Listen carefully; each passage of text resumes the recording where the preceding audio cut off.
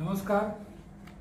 आज आपण पत्रकार परिषद बोलवलेली आहे आणि या पत्रकारात उपस्थित असलेले माननीय सन्माननीय श्रीमंत रामराज नाईक साहेब, त्याचप्रमाणे आमचे सर्व सहकारी संचालक आणि उपस्थित सर्व वार्ता, प्रथमतः आपलं सरचे स्वागत करतो. तुम्हाला माहिती आहे की काल पत्रकार परिषद झाली. माननीय श्री ॲडव्होकेट निकम आणि भोसले साहेब, खरं ती पत्रकार परिषद म्हणजे लोकांची आणि सभासदांची दिशाभूल काढण्यासाठी त्यांनी घेतलेली आहे. त्यामध्ये ते बोललेले आहेत ते एकदम चुकीचं आहे.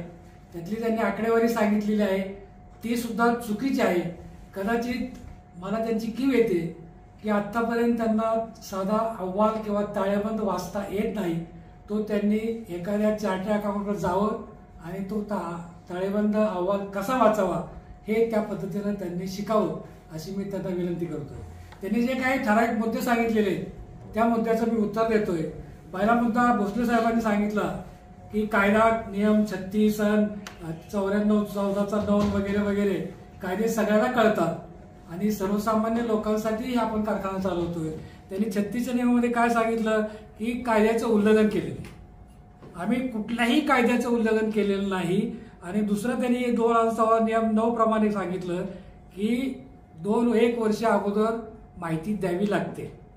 त्यांच्या माहितीसाठी सांगतो की कुठलीही निवडणूक असेल तर मतदार यादी ही 2 वर्ष अगोदर द्यावी लागते आणि 2 वर्ष अगोदर दिल्यानंतर 2 वर्षापूर्वीची नावं म्हणजे ज्यावेळेस निवडणूक निर्णय अधिकारी आपल्याला यादी मागतो त्यावेळेस आपण जी यादी देतो ती 2 वर्षापूर्वीची असते आणि ती आम्ही यादी सुपूर्द केलेली. त्यामध्ये कुठेही काही अडचणी नव्हत्या. तरी सुद्धा भोसले साहेबांनी त्याच्यावर हरकत घेतली. त्याच्यात 4 मुद्दे टाकले.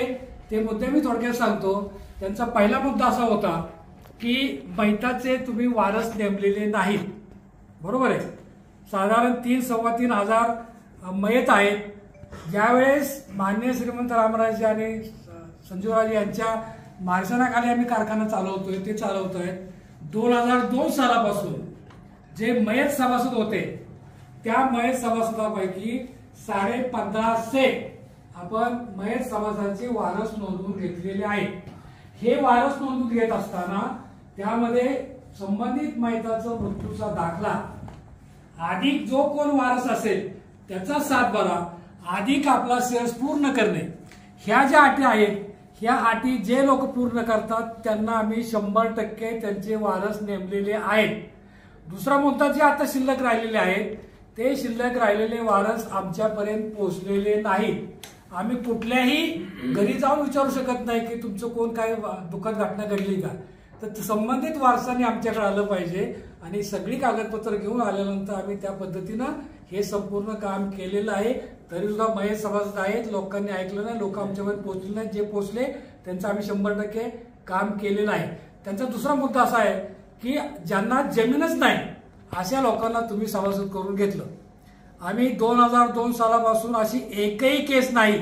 आम्ही चॅलेंज करतो, आमचं रेकॉर्ड तुमच्या हातात देतो, तुम्ही बघावं की एकही सभासद आम्ही क्षेत्र नसणारा केलेला नाही आणि तुम्ही दाखवा आम्हाला आणि सापडणारच नाही. फक्त या ठिकाणी अडचण अशी येते, फार जुने सभासद ज्यांच्या नावावर जमीन राहिली नाही, उदाहरणार्थ एखाद्या माणूस आर्थिक अडचणीत आला असेल त्यांनी जमीन विकली असेल, एखाद्या माणसाने मुलांच्या नावावर जमीन केली असेल, तो भूमिहीन झाला असेल, ह्याच गोष्टीमुळे जे भूमिहीन झालेले आहेत त्यांची नावं ते सांगतात. पण ज्यावेळेस ते सभासद झाले त्यावेळेचे 7/12 आम्ही काढलेले आहेत. ते 7/12 आहेत तसे आहेत. कारण ज्यावेळेस सभासद होतात त्यावेळेस जमीन असल्याशिवाय कुणीही सभासद करत नाही. त्यांचा तिसरा मुद्दा असा होता की शेअर्स 1500 पूर्ण नाही, 15,000 की आम्ही वारंवार आव्हान करतो, वार्षिक मीटिंगमध्ये आवाहन करतो, आमच्या मीटिंगमध्ये आवाहन करतो आणि शिवाय उसातून सुद्धा आम्ही कपात करतो. असं सगळं करून ज्या लोकांनी शेअर्स पूर्ण केले नाहीत आम्ही सांगून सुद्धा पूर्ण केलं नाही, त्यामुळे त्याला आमचा नाईलाज आम्ही त्या पद्धतीने कागदपत्राची कारवाई केलेली आहे. त्यांचा चौथा मुद्दा असा होता की ज्यांनी 5 वर्ष ऊस घातला नाही त्यांची मतदार यादीत नावं नको. ह्या सगळ्या गोष्टीचा विचार केला, ह्या 4ही मुद्द्याचा जर विचार केला तर मतदार यादी किती कमी होईल. आणि आपली मतदार यादी आहे ती 16,500ची आहे आणि त्यांच्या म्हणण्याप्रमाणे जर निवडणूक घ्यायची म्हणली तर फक्त 71 ते साधारण 100 मतदार होतील आणि त्या 100 मतदार त्यांचं म्हणणं निवडणूक घ्या. आमचं अजिबात असं म्हणणं आहे आम्ही सगळ्या मतदारांना मतदानाचा अधिकार कसा मिळेल ह्या पद्धतीने आम्ही प्रयत्न करतोय आणि प्रयत्न केलेले. आता हे झाल्यानंतर त्यांचा दुसरा प्रश्न असा होता की भागीदारी करार करताना त्या संस्थेशी करार केला तो बेकायदेशीर आहे. आम्ही पहिला करार केला तो यशस्वी पूर्ण झाला. महाराष्ट्रातलं नाही भारतातलं असं एकमेव उदाहरण असेल की हा संयुक्त करार दोन्ही सहकारी संस्था एकत्र येऊन करार केला आणि तो पूर्ण झाला.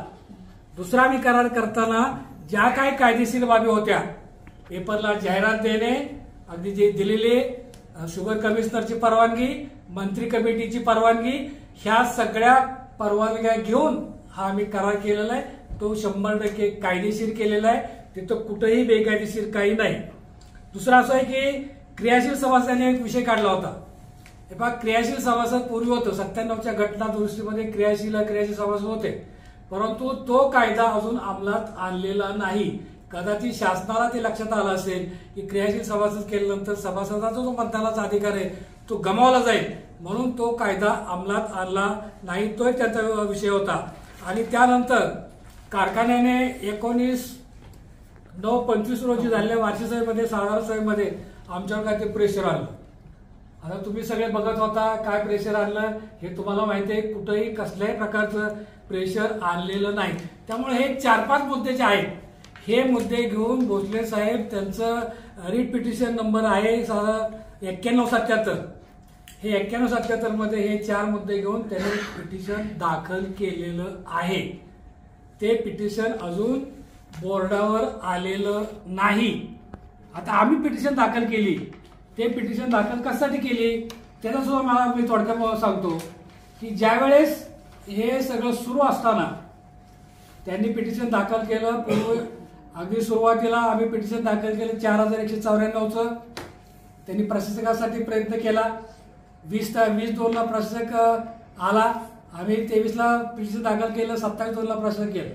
त्याच्यानंतर निवडणूक पुढे ढकलण्यात आली.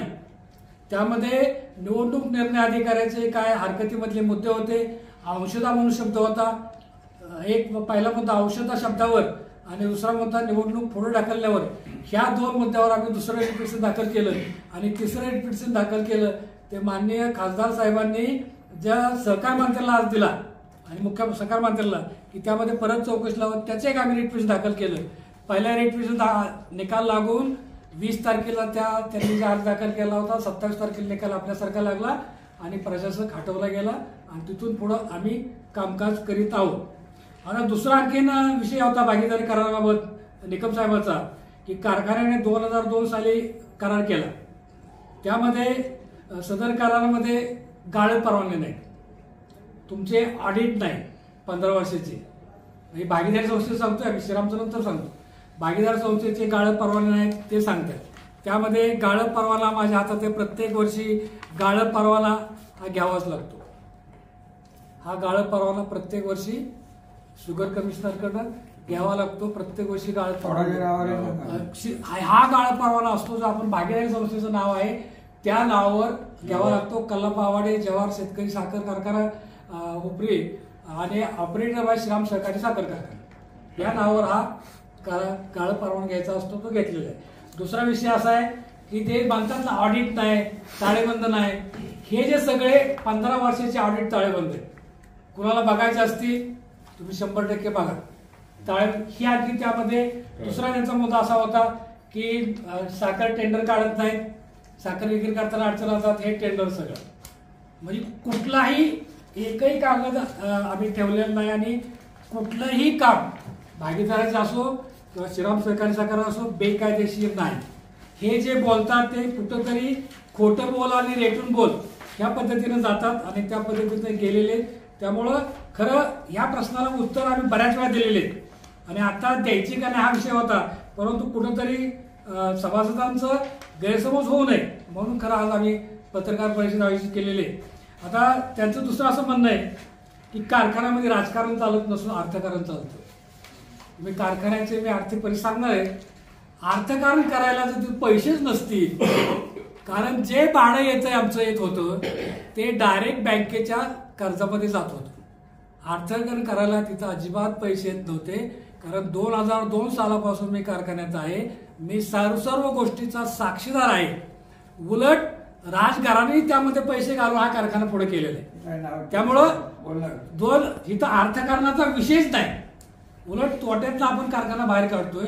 त्यामुळे किती काय अडचणी झाल्या, किती कोर्ट केसेस होत्या, किती देणेकराच्या केसेस होत्या, या सर्वातनं निगोशिएशन करून त्यांचं देणी कमीत कमी कशी करता येतील हे निगोशिएशन करून आम्ही पुढे गेलेलो आहे. त्यामुळे इथं अर्थकरण करायचा विषय राहत नाही. आता कारखान्याकडून कागदपत्राची मागणी करून कागद मिळत नाही, ठीक आहे. आम्ही आतापर्यंत जेवढी कागद द्यायचा प्रयत्न केला 100% केलेला आहे. अगदीच माझ्या माहितीप्रमाणे मेहता साहेब एक कायदा आहे, कलम नंबर 32 नुसार संपूर्ण जी माहिती, कुठल्याही संस्थेची माहिती तुम्ही वैयक्तिक मागा 100% दिली जाते, पण संपूर्ण संस्थेची ज्यावेळेस तुम्ही माहिती मागता त्यावेळेस कुठेतरी कायदा अडचण येतो. तरी सुद्धा आम्ही त्यांना जेवढी शक्य तेवढी माहिती देण्याचा प्रयत्न केलेला आहे, दिलेली आहे. अगदी त्यांनी माहितीची आधी, कारण शुगर कमिशनरची आम्हाला पत्र आली त्यावेळेस आम्ही ते माहिती देण्याचा प्रयत्न केला, दिलेली. आता दुसरा त्यांचा मुद्दा असा होता की उत्पादक सभासद नोटीस दिलं नाही किंवा अहवाल दिला नाही. आपल्यामध्ये नोटिशीमध्ये आहे, अहवालामध्ये की 14 दिवस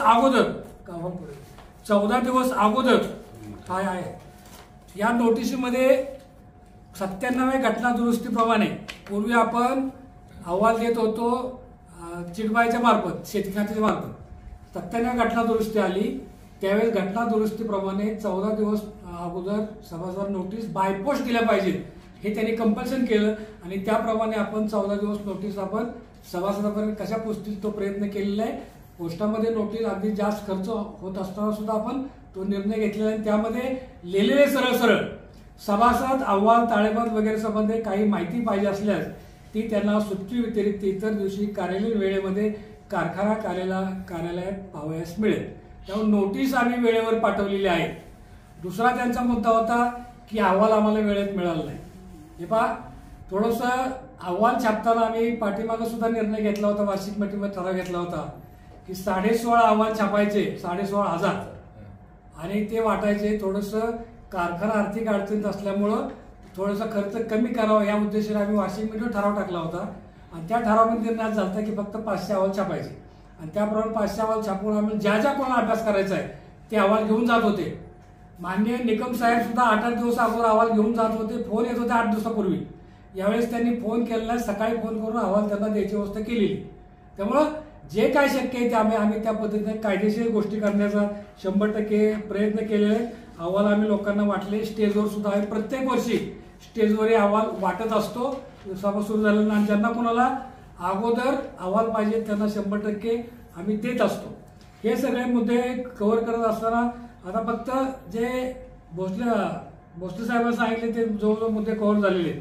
किंवा भोसले साहेबांनी तुम्हाला माहित असेल की तुम्ही त्यावेळेस होता, अजून एखादा मुद्दा असेल तर मला नंतर प्रश्न विचारा काय राहिला असेल तर. आता दुसरा विषय असा होता की माननीय निकम साहेबांनी काय प्रश्न उपस्थित केले होते. त्यामध्ये त्यांचा पहिला प्रश्न असा होता की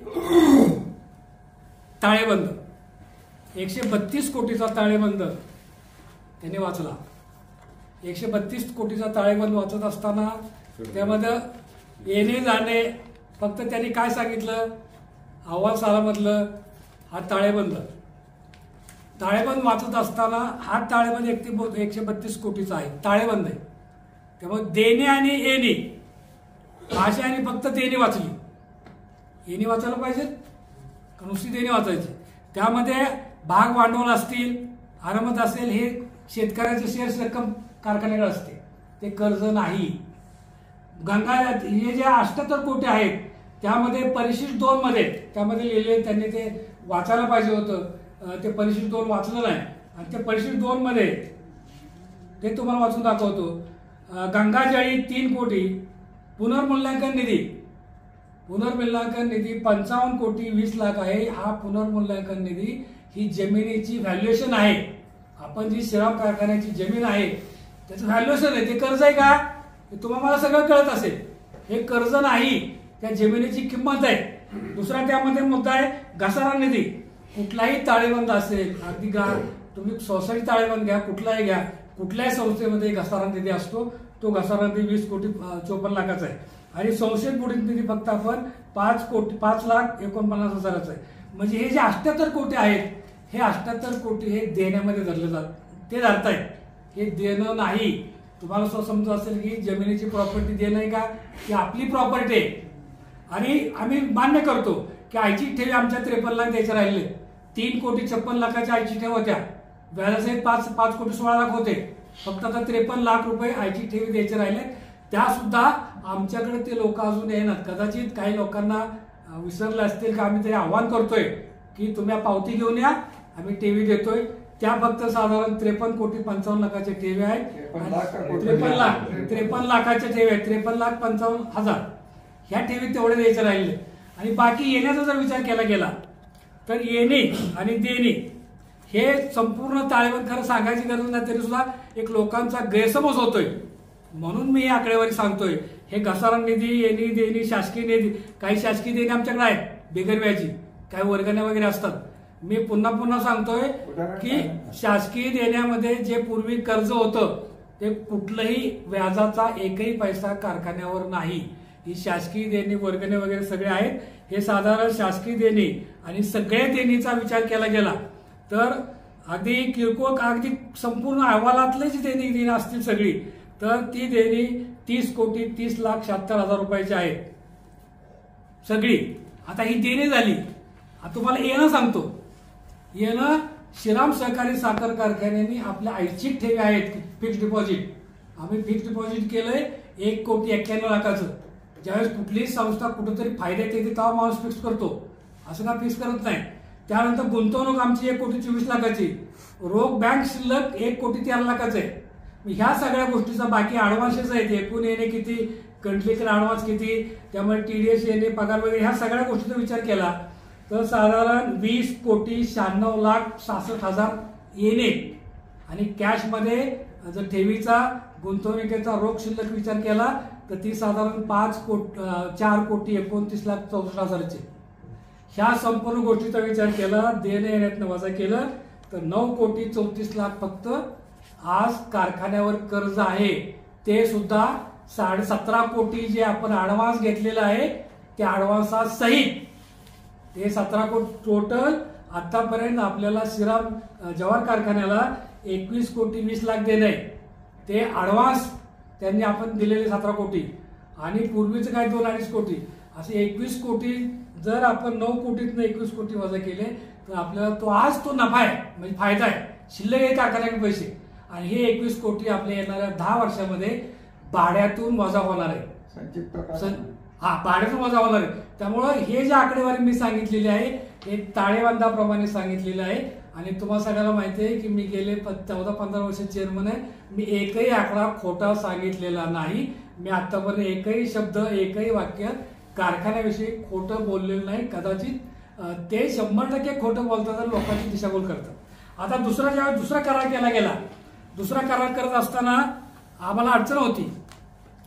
पहिला मुद्दा आमचा असा होता की ऊस गाळप वाढलं पाहिजे. आम्ही 2,500-3 हजार ऊस गाळत होतो. शेतकरी नाराज व्हायचे. शेतकऱ्यांची किंवा समाजाची भावना श्रीरामला ऊस घालण्याची 100% होती. परंतु आपण कपॅसिटी कमी असल्यामुळं आपण ऊस गाळू शकत नव्हतो. तेव्हा आपल्याला कपॅसिटी 5 करून 10ची करायची होती. त्यावेळेस आपलं भांडवल नव्हतं. कुठलीही बँक कर्ज देत नव्हती कारण आपलं नक्त मूल्य हे मायनस होतं. गेल्या वर्षी 19 कोटी मायनस होतं. आता या वर्षी 17 कोटीवर आलेले. नक्त मूल्य मायनस. लोकांना, समाजाला ऊस द्यायला पाहिजे, लोकांना कारखान्याची कपॅसिटी वाढवली पाहिजे. ह्या सगळ्या गोष्टीचा विचार करून असा निर्णय घेण्यात आला की आपल्याला दुसरा करार केला पाहिजे. कारण जवळजवळ 100 कोटी रुपयाची आपल्याला तिथं गुंतवणूक करायची होती आणि ती गुंतवणूक केल्याशिवाय आपण पुढे जाऊ शकत नव्हतो आणि त्यामध्ये सभासद ऊस आपण आणू शकत नव्हतो. नक्त मूल्य मायनस होतं. सांगितलं नक्त मूल्य गेल्या वेळेस नक्त मूल्य हे 19 कोटी मायनस होतं. या वर्षी 17 कोटी मायनस आहे. फक्त नक्त मूल्य मायनस असल्यानंतर कुठलीही बँक कर्ज देत नाही. त्यामुळे आपण अडचणीत होतो. म्हणून आपल्याला दुसरा करार करायला लागला. दुसरा करार करत असताना सुद्धा त्यावेळेस त्या कराराविषयी बऱ्याच वेळा बोललं जातं. पण त्या करारामध्ये त्यांनी कागद दाखवली की GR म्हणून की किती 300 त्यांनी काय सांगितलं 300-200 काय सांगितलं असते. पण माझ्याकडे GR आहे.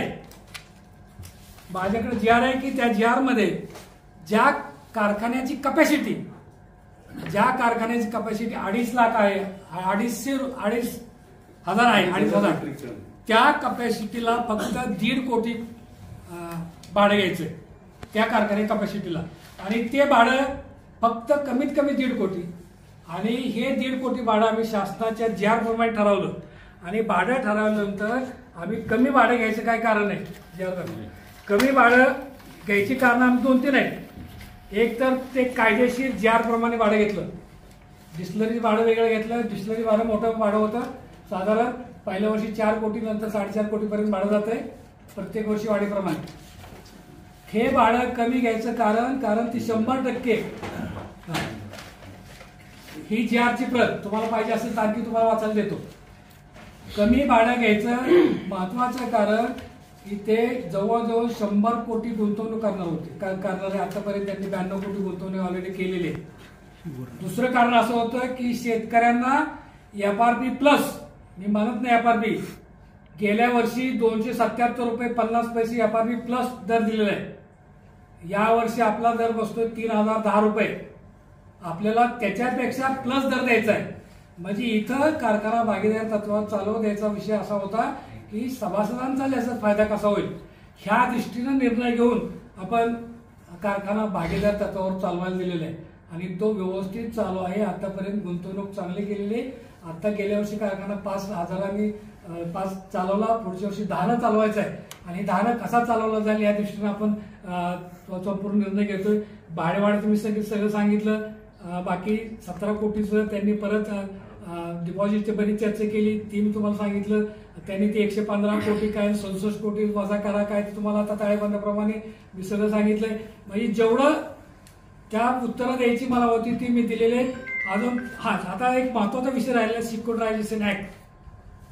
सिक्युरिटायझेशन ऍक्टचं त्यांनी सांगितलं की पूर्वी कारखान्यावर बँकेचं कर्जच नव्हतं. सिक्युरिटायझेशन ऍक्टची नोटीस कसली काय, हे 5 जुलै 2012ची सिक्युरिटायझेशन ऍक्टची नोटीस आहे. नाही सांगतो ना मी, ही 5 जुलै, त्यावेळेस या नोटीसमध्ये 26 कोटी 26 लाखाचं कर्ज होतं. ही त्यावेळेची नोटीस होती, पण कर्ज 2 प्रकारची होती. कर्ज ही 2 प्रकारची होती. त्यामध्ये माननीय शरदराव पवार साहेबांनी सुद्धा आपल्याला कर्जाचं हप्ते पाडून दिले होते, म्हणून कारखाना चालू झाला. आणि दुसरं जे कर्ज होतं, हे 2 कर्ज होते. महाराष्ट्र शासन सहकारी बँक, महाराष्ट्र सहकारी बँक लिमिटेड 42 कोटी 79 लाख 61 हजार हे एकूण कर्ज होतं. त्या बँकेचं कर्ज 21 कोटी, त्यापैकी 21 कोटी 20 लाख हे सिक्युरिटायझेशन नोटीस आलं, ऍक्ट आलं, त्यावेळेस आपण ते पेमेंट केलेले. त्यावेळेस काय झालं, बँकेनं हे नोटीस पाठवलं की 7 दिवसाच्या आत आम्हाला आमचे पैसे भरा, नाहीतर कारखान्याला कुलूप लावून जप्ती करण्यात येईल. पहिला करार जो होता ही तारीख आता सांगितली, नोटीस तारीख 12. पहिला करार होता 3-4 कोटी 120 टन पहिल्या करारामध्ये काय वळतं झालं. पहिल्या करारामध्ये 100 रुपये पहिल्या 5 वर्षासाठी भाडं होतं पर मेट्रिक टन, नंतर 110 होतं, नंतर 120 होतं. हे सगळं झाल्यानंतर ते कशात गेलं हे ते सांगतो, हे खाली ते सांगतो ना, ते आहे ना. हे दुसरं जे कर्ज होतं आपलं बँकेचं, ते कर्ज साधारण 21 कोटी 59 लाख 61 हजार. पहिले 21 कोटी 20 लाखाचं ते आपण सिक्युरिटायझेशन ऍक्ट प्रमाणे जमीन विकून देऊन टाकलं. दुसरं जे कर्ज होतं 21 कोटी 59 लाख, ते पहिले 15 वर्षाचं जे भाडं आपल्याला येत होतं त्या भाड्यामध्येच त्यात इन्क्लूड केलं होतं की प्रत्येक महिन्या वर्षाला जे जे भाडं येईल ते आपण त्या बँकेत भरायचं. ते पवार साहेबांना जिल्ह्यामध्ये व्हायचं महाराष्ट्र राज्य बँकेचं. त्यावेळेस महाराष्ट्र राज्य बँकेनं ज्यावेळेस हे कर्जाचं आपल्या वसुलीची सुरुवात केली होती, हा पहिला नंबर सिक्युरिटायझेशन नोटीस. नंतर हे जे दुसरं होतं ते आपण भाड्यातून डायरेक्ट पेमेंट तिकडे गेलेले. त्यामुळे दोन्ही कर्ज हे आपण त्या पद्धतीनं फेडलेत, आणि ह्याला संपूर्ण कागदपत्र अगदी शुगर कमिशनर पासून मंत्र्यापासून सगळ्यांच्या परवानगी, आणि त्या सुद्धा पेपरमध्ये नोटिसा देऊन हे सगळं केलेले. काय पहिल्या वेळेस काय झालं, ज्यावेळेस हा पहिला करार झाला, कामगाराची पगारवाढ झाली आणि पगारवाढ हे भागीदारी पार्टीला परवडत नव्हती, त्यामुळे भागीदारी पार्टी सोडून चालली होती. माननीय श्रीमंत रामराजे आणि शरद पवार यांच्यासमोर मिटिंग झाली आणि जो पगारवाढ झाला होता तो दोघांनी 50-50%, पूर्वीच्या काळात 40%, 60% झाला. नंतर असं पर्सेंटेज ठरलं आणि हे बँकेचं कर्ज अधिक कामगाराचा पगार ह्या दोन्ही विषयातच पहिले 15 वर्ष गेलेले. भाडं त्यावेळेस सांगितलं 120. ह्या पद्धतीने त्यांचं झालं. याच्यानंतर अजून जो मुद्दा जो होता तो नफा तोटा तुम्हाला मी सांगितलंय, नोटीस अहवाल सांगितलंय. काय मुद्दा कुठला राहिला असेल तर मला नाही वाटत तर शेवट मी बोलतो किंवा मुद्दे काय राहिले तुम्ही आम्हाला परत विचारा. हे सगळं करत असताना ज्या लोकांचं कारखान्यावर प्रेम आहे त्यांनी आम्हाला जरूर विचारावं. जी लोक ऊसच घालत नाही, ऊस बाहेर घालायचा आणि इथून प्रश्न विचारायचे, हा त्यांना कितपत अधिकार आहे मला माहित नाही, कारण शेवटी ते सभासद अधिकार आहे. पण त्या अधिकारवाल्याने तुम्ही कारखान्याला ऊस घाला आणि अधिकार ऊस कुठे टाकलाय ते दाखवा. या भोसले साहेबांचा ऊस मग 50-60 एकर असतो, तो बाहेरच असतो. कुठंतरी सभासद जिवंत राहावं म्हणून 20-25-30 टन ऊस इथं घालायचा आणि त्याचप्रमाणे निकम साहेबांचं तसंच आहे, सभासद होतो जिवंत राहावं म्हणून 25-30-40 टन ऊस इथं घालायचा, बाकीचा ऊस बाहेर जातो. आणि ज्यावेळेस ऊसाचं पेमेंट आपण करतोय त्यावेळेस आपण तुम्हाला सर्वांना माहिती आहे 14व्या दिवशी आपण पेमेंट करतोय आणि काटा व्यवस्थित, पेमेंट व्यवस्थित. त्यामुळे शेतकरी सभासदांचं 100% भावना आहे की श्रीरामला ऊस घालावून त्या दृष्टीनं आपण 5,000ची 10,000 कपॅसिटी करतोय. भविष्यामध्ये त्या पद्धतीनं आपण जातोय. हे सगळं करत असताना आतापर्यंत आम्ही जे केलंय ते केवळ आणि केवळ श्रीराम कारखाना आर्थिक गर्तेतून बाहेर काढणे आणि सभासदांना न्याय देणे. ते म्हणतात ना आम्ही शेतकऱ्यासाठी करतोय, अजिबात नाही. आम्ही शेतकरी आणि सभासदांना न्याय कसा मिळेल, आर्थिक अडचणीतनं कारखाना बाहेर निघालेला आहे. फक्त कपॅसिटी वाढवण्यासाठी आम्ही पुढे चाललोय आणि त्यासाठी सभासदांचं आम्हाला 100% सहकार्य आहे. हे सगळं करत असताना कारखाना कुठेही अडचणीत येऊ नये आणि येणार नाही याची आम्ही 100% दक्षता घेतलेली आहे. हे सगळं करत असताना तुमच्या सर्व वार्ताहर असतील किंवा सभासद असतील तर 100% आम्हाला सहकार्य लाभतंय. हे आणखी दुसरा त्यांनी मुद्दा सांगितला होता की ज्यावेळेस आमचा हा करार झाला त्यावेळेस काही संचालकालाच माहित नव्हतं. कारण मेहता साहेब विषय असा असतो, कुठलाही निर्णय घ्यायचा असेल तर बॉडीवर येतो, संबंधित बॉडीवर आल्याशिवाय तो निर्णय पुढे जात नाही. कदाचित हे त्यांना माहित नसेल. बॉडीवर निर्णय आला, सगळ्या बॉडीमध्ये आम्ही करार वाचून दाखवले, नंतर तो पुढे गेलेला आहे. कदाचित आमच्यातली 7 लोक त्यांना फुटरीत असं म्हणतात, ते म्हणतात. पण मला 100% खात्री आहे आमच्यातला एकही माणूस, सगळे संचालक आहेत, एकही संचालक किंवा त्यांना मी जाहीर आवाहन करतो की नावं सांगावीत. कुठंतरी खोटं बोलन, रेटून बोल, काय बोलन, कुणाच तरी गैरसमजूत करून घेणे हे आता इथून पुढे चालणार नाही. आम्ही जशाच तसेच उत्तर दिलं जाईल. ते म्हणतात ना समोर पत्रकार परिषद घेऊ, आमची तयारी आहे, केव्हाही घेऊ, काय आपलं करायचं सगळं.